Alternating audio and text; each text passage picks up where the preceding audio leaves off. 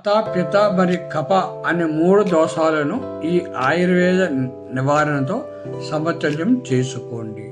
మన ఆరోగ్యం మన చేతుల్లోనే. పార్ట్ 30 నివారించవలసిన ఆహారాలు. తెల్ల చక్కెర, పెరుగు, చీజ్ అన్ని కొవ్వు ఆహారాలు.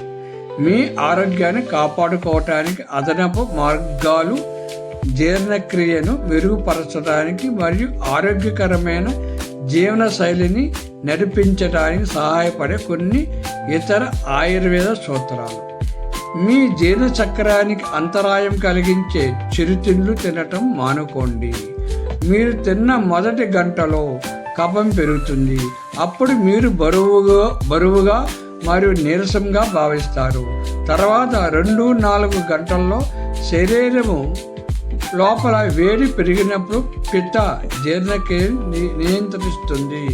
చివరగా భోజనం చేసిన 4-5 గంటల తర్వాత వాతం పెరుగుతుంది మరియు మీరు మళ్ళీ తేలిగ్గా మరియు ఆకలిగా అనిపించడం ప్రారంభిస్తారు.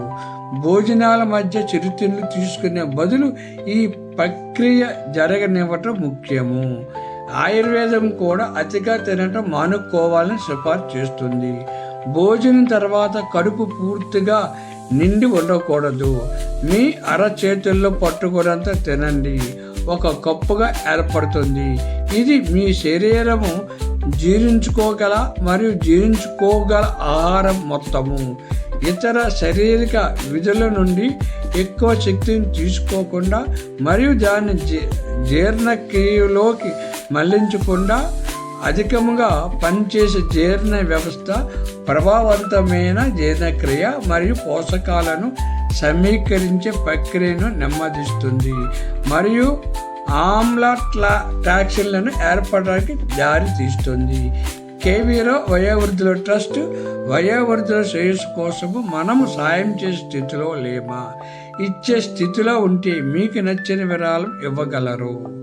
చివరి దశలో ఉన్న వయోవృద్ధులు ఆనందంగా ఉండేటట్లు ఆనంద నిలయాలు ఏర్పాటు చేయడం కొరకు మీ వంతు సహాయ సహకారాలు అందిస్తారని ఆశిస్తున్నాము. కేవీరో హెల్తీ యూట్యూబ్ ఛానల్, కేవీరో వయోవృద్ధుల ట్రస్ట్ మరియు యూట్యూబ్ ఛానల్ 9493951854 వివరాలు తెలుసుకోవచ్చును. కేవీరో healthy YouTube channel. Please subscribe, like, share, comment.